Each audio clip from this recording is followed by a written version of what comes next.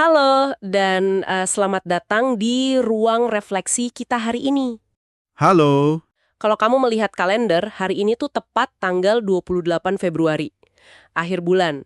Dan mari kita jujur sejenak ya, akhir bulan itu seringkali terasa kayak maraton yang garis finishnya terus dimundurin. Bener banget.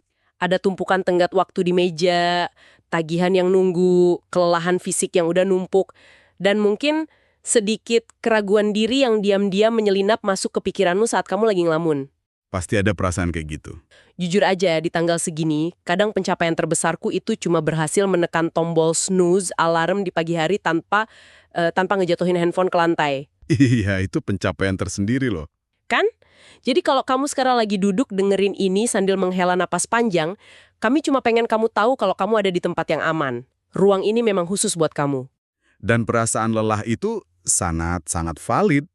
Kita kan hidup di budaya yang kayaknya nuntut kita buat selalu berlari terlalu kencang. Dari satu hari ke hari berikutnya, nyaris tanpa jeda. Betul. Makanya, fokus diskusi mendalam kita kali ini terasa sangat spesial dan intim. Kita bakal membedah sebuah esai video atau dokumenter pendek yang sangat indah. Judulnya, Kamu Sudah Sejauh Ini. Iya, materi yang luar biasa. Iya, dan misi kita hari ini tuh sama sekali bukan buat ngasih kamu ceramah motivasi kosong atau nambahin daftar panjang tentang apa yang harus kamu lakuin supaya jadi produktif. Enggak, kita nggak mau nambah beban. Tepat. Sebaliknya, kita justru pengen ngajak kamu berhenti sebentar. Melihat lagi perjalananmu, terutama di bulan Februari yang melelahkan ini. Tapi kita pakai kacamata sains. Tujuannya cuma satu, menyadari bahwa setiap nafas dan langkah yang udah kamu ambil untuk bertahan, itu sangat berharga dan ada penjelasan ilmiah di balik kekuatan itu. Sepakat banget. Karena seringkali ya saat kita capek, otak kita tuh kayak nipu kita sendiri. Kita ngerasa seolah-olah jadi satu-satunya orang di dunia yang tertinggal. Sementara orang lain di media sosial kelihatannya punya hidup yang sempurna banget. Ilusi media sosial. Nah, sebelum kita masuk ke teori-teori yang agak berat nih, apa sih yang sebenarnya dikatakan data tentang realitas di sekitar kita sekarang? Sains dan data itu justru ngebuktiin kalau perasaan terisolasi yang kamu rasain itu murni sebuah ilusi. Kalau kamu merasa sangat lelah bulan ini, kamu benar-benar nggak sendirian. Itu melegakan banget dengarnya. Iya, karena itu respon yang paling manusiawi saat ini. Coba kita lihat data dari survei Asia Care yang baru dirilis ya. Stres dan burnout itu ternyata jadi masalah kesehatan mental yang paling dikhawatirin sama masyarakat kita sekarang. Angkanya lumayan tinggi kan? Sangat tinggi, mencapai 56% dari total responden. Dan ini diikutin sama gangguan tidur kronis yang dialami oleh lebih dari 42% orang. Wah, Coba deh kamu bayangin bentar.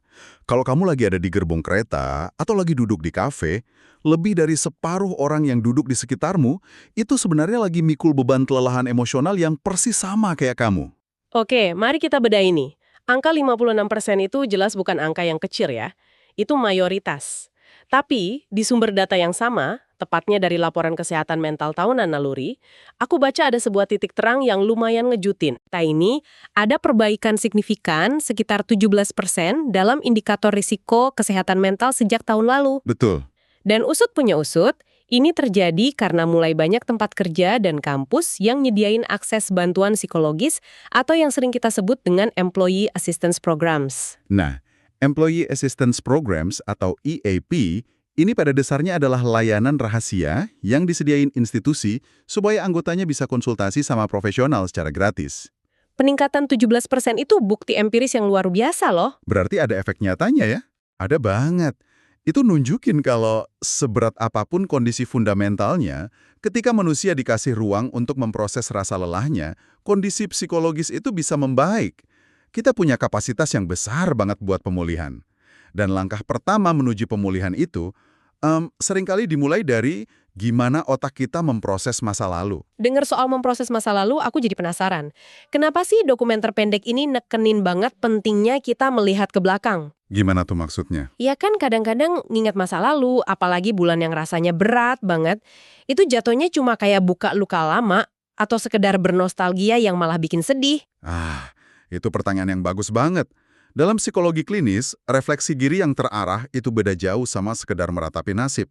Refleksi itu adalah alat kognitif. Oke, alat kognitif gimana? Dari perspektif neuroscience, saat kamu ngeluangin waktu buat ninjau lagi perjalanan hidupmu, terutama di saat-saat kamu berhasil selamat dari sebuah krisis, otakmu tuh nggak pasif.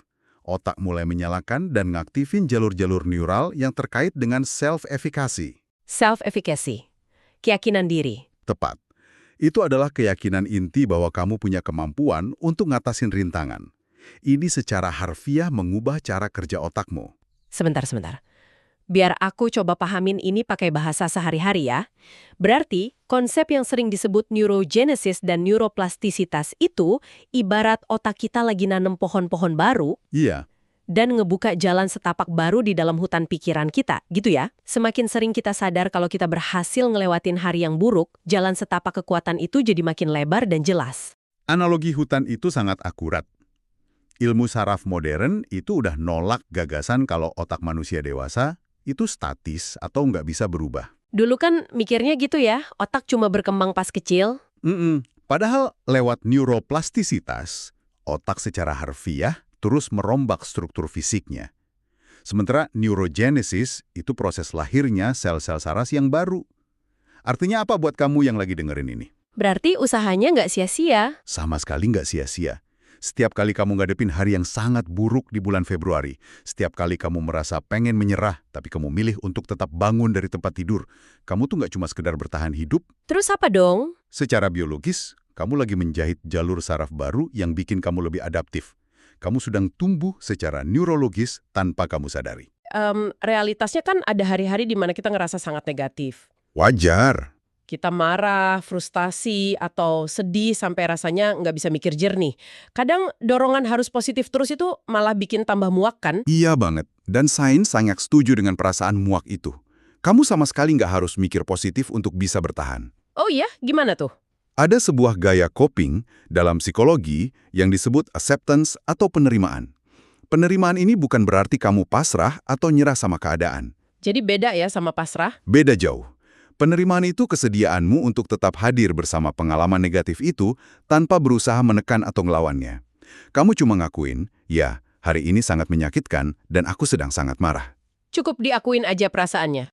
Betul, riset nunjukin kalau individu yang mempraktekkan penerimaan ini justru mampu mempertahankan langkah mereka. Intinya, kamu bisa nangis di meja kerjamu, kamu bisa merasa sangat frustrasi, tapi tanganmu tetap ngetik satu kalimat. Atau kakimu tetap melangkah satu jengkal ke depan. Menarik banget. Terus melangkah walau sambil nangis. Dan bicara soal rasa sakit, dokumenter ini ngebahas satu konsep yang jujur aja bikin aku merinding. Karena ini ngubah total cara pandangku soal trauma. Bagian yang mana tuh? Kita kan selalu diajarin kalau kejadian buruk itu pasti ninggalin trauma. Titik. Udah hidup kita hancur. Tapi ternyata ada sisi koin yang lain. Nah, apa yang memukau di sini adalah fenomena yang disebut post-traumatic growth atau PTG. Kebanyakan orang kan taunya PTSD ya? Iya, gangguan stres pasca trauma. Betul, di mana luka masa lalu terus menghantui. Tapi PTG ini ngejelasin kebalikannya. Bahwa manusia justru punya kecenderungan luar biasa untuk ngalamin pertumbuhan psikologis yang melampaui kondisi awal mereka setelah menghadapi kejadian traumatis. Melampaui kondisi awal. Jadi lebih kuat dari sebelumnya. Tepat. Luka itu ninggalin bekas, tentu saja. Tapi dia mencetak kapasitas kekuatan baru yang sebelumnya tertidur. Aku baca studi lokal yang disitasi di materi kita ini loh. Menariknya, sebuah studi baru-baru ini pada mahasiswa keperawatan di Indonesia. Yang beban kerjanya luar biasa ya, apalagi sejak era pandemi. Iya bener banget, tekanannya gila-gilaan. Nah, studinya nemuin kalau lebih dari separuh mereka justru punya tingkat PTG yang sangat tinggi. Dan ada juga studi lain dari UIN Surabaya tentang mahasiswa yang jadi korban perundungan atau bullying parah. Dan hasilnya? Mereka untuk kembali menyesuaikan diri secara psikologis. Angka-angka itu adalah bukti nyata. Jika kita kaitkan ini dengan gambaran besarnya, masa-masa paling gelap, penolakan, atau rasa sakit yang mungkin sedang kamu rasakan di penghujung bulan ini, itu sama sekali bukan akhir dari ceritamu. Pengalaman menyakitkan itu cuma bahan bakunya. Tepat sekali. Itu bahan baku yang lagi merakit sebuah ketangguhan mental di dalam dirimu. Luka yang kamu bawa hari ini adalah bukti dari kekuatanmu, bukan kelemahanmu. Ngomong-ngomong soal luka yang jadi kekuatan tadi, Aku jadi kepikiran. Kita kan hidup di zaman yang nuntut semuanya serba instan, sempurna, dan kelihatan effortless ya. Kayak tanpa usaha gitu. Ah, iya. Budaya perfeksionisme toksik. Gimana sih sains ngelihat orang-orang yang kelihatannya tahan banting ini? Karena seringkali kita disuguhi ilusi kalau orang sukses itu ya mereka yang udah terlahir jenius dari sananya. Ilusi kesempurnaan bawaan udah lama banget dibantah sama penelitian psikologi. Salah satu terobosan terbesarnya datang dari Angela Duckworth. Dia meneliti konsep grit atau ketekunan. Grit ya? Duckworth nemuin hal yang lumayan mengejutkan. Grit, yang dia definisikan sebagai perpaduan antara passion dan kegigihan untuk tujuan jangka panjang, ternyata adalah prediktor kesuksesan yang jauh lebih konsisten dan kuat dibandingin sama tingkat IQ atau bakat bawaan seseorang. Tunggu dulu, aku agak skeptis di bagian ini. Dan aku pengen ngewakilin suara pendengar nih. Silahkan. Seringkali kata tekun atau grit ini disalahartiin dan dibajak oleh budaya hustle. Jadinya malah jadi dorongan beracun buat kerja sampai pingsan, merasa bersalah kalau sekedar tidur siang, atau ngorbanin kesehatan demi target. Kalau kita maksa diri terus pakai dalih ketekunan, bukannya kita malah hancur duluan sebelum sukses? Ini poin kritik yang sangat-sangat penting. Dan ini miskonsepsi yang sering menjebak banyak orang. Angela Duckworth sendiri itu sangat menentang budaya kerja beracun tadi. Oh iya? Iya, grit itu sama sekali bukan berarti menyiksa dirimu sendiri sampai pada batas kelelahan ekstrim. Faktanya, ketika kamu ngalamin burnout, itu tuh alarm biologis. Itu sinyal dari sistem saraf otonom kalau tubuh dan pikiranmu lagi berteriak, cukup. Alarm kalau tangki udah kosong ya? Betul. Jadi, maksain diri saat tangki energimu udah kosong itu sama sekali bukan grit. Itu sabotase diri. Dan risetnya ngasih satu insight penting banget.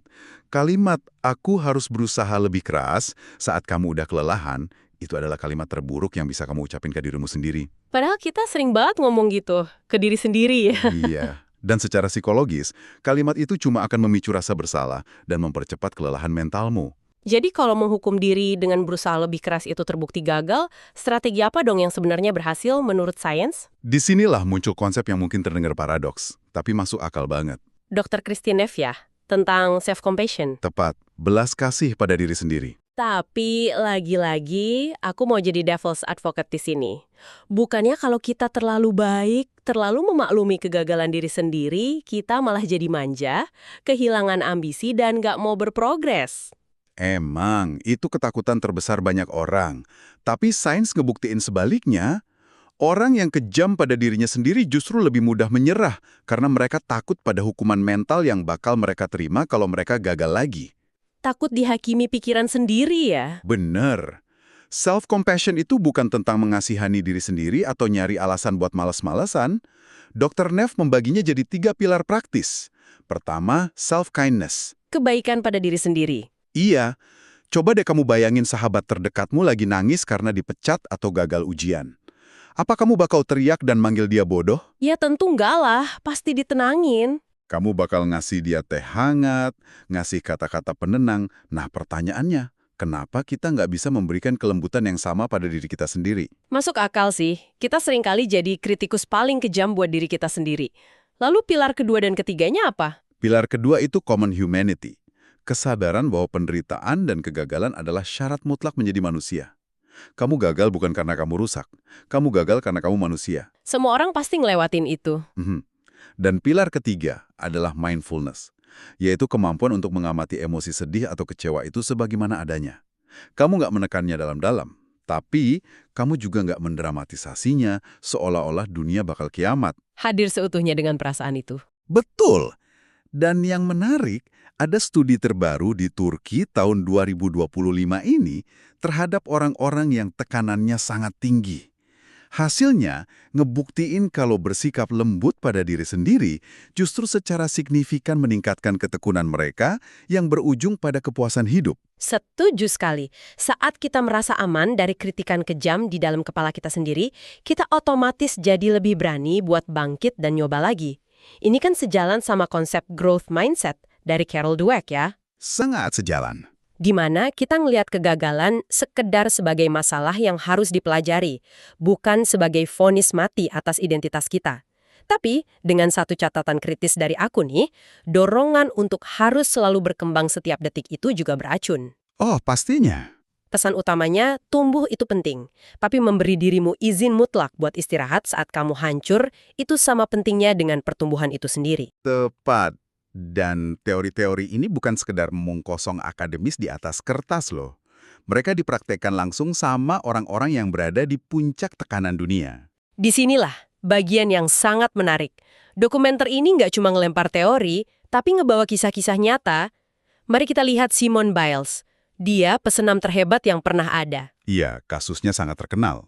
Di Olimpiade Tokyo 2020, seluruh dunia natap dia, berharap dia memborong emas. Tapi tiba-tiba dia mundur dari pertandingan final karena ngalamin twisties. Twisties itu fenomena neurologis yang nakutin banget buat pesenam, di mana otak dan tubuh tiba-tiba kehilangan sinkronisasi saat lagi di udara. Kalau dia maksain diri cuma demi ekspektasi publik, dia bisa patah leher. Dan keputusannya buat mundur itu memicu badai hujatan kan? Banyak yang nyebut dia pengecut. Tapi Biles nolak budaya hasil beracun itu. Dia memprioritaskan self-compassion. Dia mundur, fokus pada perawatan mentalnya, dan milih ikut terapi setiap minggu. Apa yang terjadi? Balik lagi dengan luar biasa. Di Paris 2024, dia kembali ke arena dengan kondisi mental yang utuh dan menyapu bersih 3 medali emas. Dia bilang, setelah bertahun-tahun melakukan kerja mental, akhirnya terbayar lunas. Dia ngebuktiin kalau mundur sejenak untuk merawat luka itu adalah langkah yang sangat berani. Luar biasa. Dan kita juga punya contoh dari dalam negeri nih, Maudy Ayunda. Publik kan ngelihat dia sekarang sebagai representasi kesempurnaan ya. Lulusan sarjana Oxford, terus ambil 2 program S2 dari Stanford sekaligus, sukses juga di dunia hiburan dan bisnis. Tapi narasi awalnya nggak seindah itu kan? Bener banget! Jauh sebelum Stanford, Maudy kecil itu adalah anak yang sangat pemalu. Dia nggak terlahir langsung fasih berbahasa Inggris. Faktanya, dia sempat sangat tertinggal di kelas bahasanya. Terus dia harus ngejar ya? Iya, dia harus berjuang keras ngejar ketertinggalan, pakai metode belajarnya sendiri. Dia juga berani menghadapi realitas finansial. Dia mutusin jadi model sejak belia demi ngebiayain sekolah SMA-nya secara mandiri. Wow! Dan pas dia ngambil 2 program S2 yang berat banget di Stanford, itu kan pas puncak pandemi global ya. Betul. Dan itu nunjukin kalau kesuksesannya bukan keajaiban semalam. Itu adalah bukti murni dari ketekunan dan konsistensi yang dibangun dari air mata dan kelelahan sehari-hari. Kisah ketiga yang menurutku paling ngedobrak stigma datang dari RM. Dia leader dari fenomena global BTS. Coba bayangin, mikul ekspektasi jutaan penggemar, investor, bahkan jadi wajah diplomasi negaranya. Bebannya pasti luar biasa berat. Kan ada tuntutan tak tertulus ya kalau seorang figur pemimpin itu harus selalu tegar bak batu karang, nggak boleh kelihatan rapuh. Tapi RM justru ngelakuin sesuatu yang berani banget. Dia jujur soal kerapuhannya. Di bawah tekanan yang menghancurkan, dia berterus terang tentang perjuangannya melawan insomnia. Dia ceritain momen di mana dia terjaga selama 78 jam berturut-turut karena pikirannya nggak bisa berhenti berputar. 78 jam tanpa tidur. Iya. Dan di industri hiburan yang sangat menjaga citra, dia secara terbuka ngakuin kalau dia harus konsultasi ke neuropsikiater dan minum obat untuk bisa sekedar berfungsi. Dia bahkan ngebagiin suara hatinya yang paling gelap saat itu. Dia mikir, kenapa kamu sangat lemah? Pertanyaan yang pasti pernah kita tanyain ke diri kita sendiri ya, pas lagi sendirian di malam hari. Tapi dari titik hancur itu, dia milih untuk bangkit perlahan dan nyari bantuan. Mengakui kerapuhan itulah yang justru bikin dia jadi pemimpin yang kuat. Terakhir nih, dokumenter ini menyinggung perjalanan Nadiem Makarim pas ngebangun Gojek. Ya, sebelum Gojek jadi revolusi industri transportasi dan berstatus dekakorn, Nadiem kan ngabisin waktu bertahun-tahun di awal dengan penolakan demi penolakan. Banyak yang ngetawain idenya kan? Betul. Dia meyakinkan investor yang ngetawain ide kalau tukang ojek bisa diskalakan pakai teknologi. Perusahaannya sering hampir kehabisan dana. Dan dia tetap pantang menyerah. Dari keempat contoh ini, apa intisari yang bisa kita ambil dari kacamata pakar? Intisarinya, keempat kisah ini menghancurkan ilusi kesempurnaan. Meminta bantuan, menangis, pergi ke terapi, atau mundur sejenak untuk istirahat, itu bukanlah tanda kelemahan. Merawat kesehatan mental adalah tanda kekuatan yang paling cerdas. Baik, kita udah ngebedah sains di balik luka dan ngelihat bukti nyatanya. Pertanyaannya sekarang, gimana kita nerapin semua wawasan ini besok pagi saat kita bangun dan nyadar kalau ini udah bulan Maret? Disinilah kita butuh pijakan yang kuat tentang makna. Oh, ini bahas teori dari psikiater Viktor Frankl ya? Iya, Kalau kita kaitkan ini dengan gambaran besarnya, teori Viktor Frankl ini mungkin fondasi terkuat yang bisa kita miliki. Frankl itu bukan sekedar akademisi, dia adalah penyintas Holocaust. Pengalaman yang sangat ekstrim. Sangat. Di tengah penderitaan kamp konsentrasi yang melampaui batas imajinasi manusia, dia melahirkan logoterapi. Konsep intinya itu menampar pemahaman kita selama ini, bahwa dorongan utama manusia itu ternyata bukan mengejar kebahagiaan, Terus apa dong? mencari makna. Frankl menyebutnya tragic optimism, yaitu kemampuan keras kepala manusia untuk menemukan percikan makna di tengah penderitaan. Terus kedua, experiential values, makna dari pengalaman dan hubungan cinta. Ya, hal sederhana kayak dengerin keluh kesah teman. Betul. Dan yang ketiga, yang menurutku paling relevan, adalah attitudinal values. Sikap yang kita pilih saat kita dihadapkan pada penderitaan yang sama sekali nggak bisa kita hindari. Frankl merangkumnya dengan satu kutipan yang luar biasa kuat. Dia yang tahu persis alasan mengapa ia harus hidup, akan sanggup menanggung rintangan bagaimanapun caranya. Wah, maknanya dalam banget ya. Makna inilah yang memicu harapan. Dan ngomongin soal harapan, apakah harapan itu cuma sekedar angan-angan kosong? Sama sekali bukan.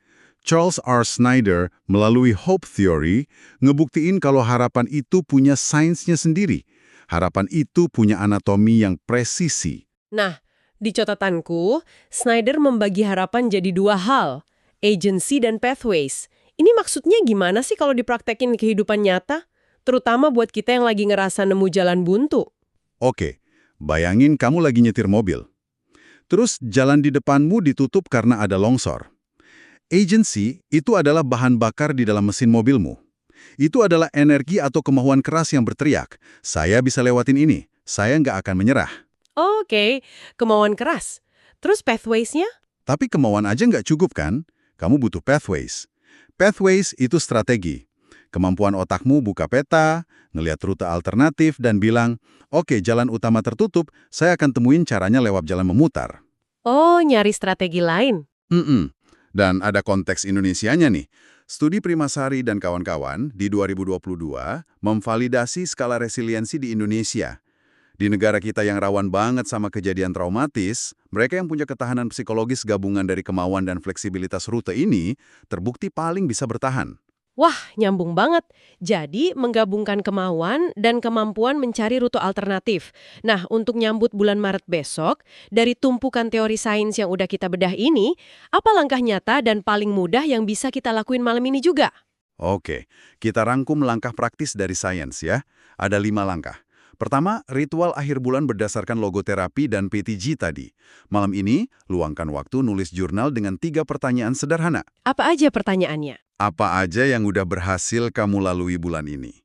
Terus, apa pelajaran pahit tapi penting yang kamu dapat dari kesulitan itu?